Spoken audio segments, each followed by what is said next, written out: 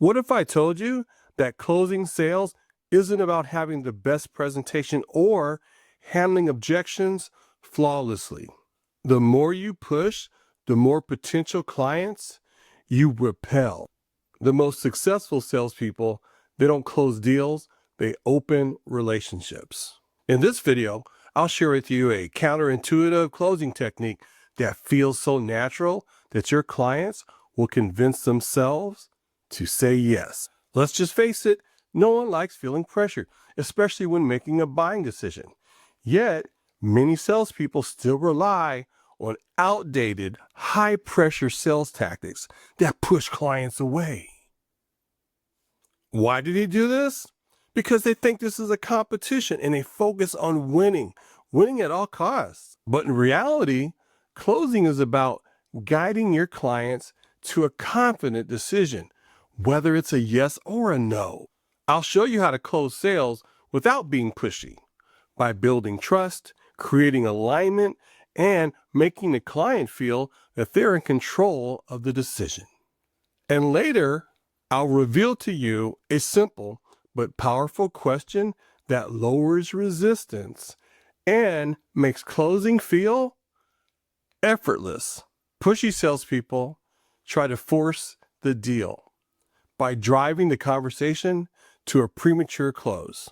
However, top-performing salespeople use permission-based closing, a technique that again reduces resistance and builds trust. Here's how it works. Instead of pushing for a commitment, you ask for permission to move forward. For example, instead of saying, "Are you ready to buy?" you say, "Would it be helpful if I showed you how this specifically would work for you?"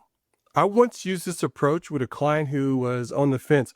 Obviously, they still wanted to think about it. So instead of saying, "Are you in?" I asked, "Would it be helpful to look at the next steps in case you do decide to move forward?" The client immediately relaxed, and we ended up closing the deal because they felt like they were making the decision, not that they were being sold. Let's take this a step further by building micro commitments that make saying yes feel very natural. Take this in consideration. Big decisions create hesitation, but small micro commitments build momentum. These small yeses, they condition your client to feel comfortable saying yes to you, to agreeing with you. For instance, if you're selling a service, you can ask, "Would it make sense to review how others have benefited from this? Or should we explore how implementation might look for your team?" These non-threatening questions keep the conversation moving without making the client feel cornered. I help the client close a large deal by stacking micro commitments over multiple conversations. Each time I ask questions like, "Would you be open to testing a pilot program first?" When we discuss the full-scale deal, they're already comfortable with the smaller yeses, and saying yes to the more significant deal felt very natural. But one more technique makes closing feel completely pressure-free. Flipping the script by using consultative closing. Most people feel like closing is the final pitch. Instead, think of it as collaborative problem solving. Consultative closing puts the client in the driver's seat by asking them to participate in the solution. Instead of saying, "Here's why you should buy," you ask, "Based on our discussion, how do you see this solution fitting into your goals?" Or you can ask, "What would have to happen to make you feel comfortable moving forward?" This instantly shifts the dynamic. The client stops thinking or feeling like they're being sold, and they start thinking of the solution in their terms. I once worked with a client who was on the fence. Obviously, he wanted to think about it. The dreadful, "I want to think about it." Instead of pressuring him, I just asked him, "What would give you the confidence to go forward?"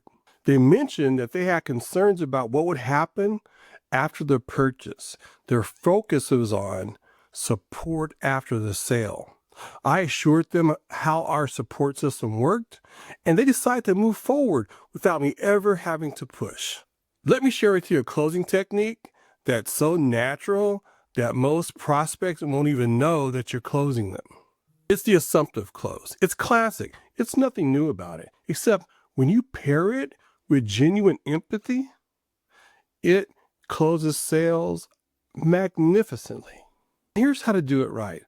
After confirming you've addressed all of your clients' needs and questions, using the micro commitments that we talked about earlier, you just move into these next final steps.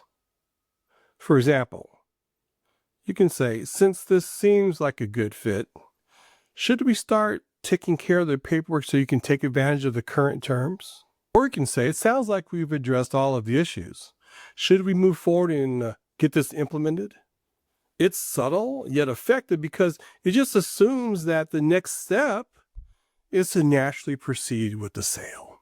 See how easy it is to close sales without seeming pushy? Imagine how it would feel. You develop a relationship that major clients feel you are their best choice as a trusted advisor, not just someone that sells them something. I'll show you how to position yourself as a valued partner and unlock the potential of being their trusted advisor in the next video.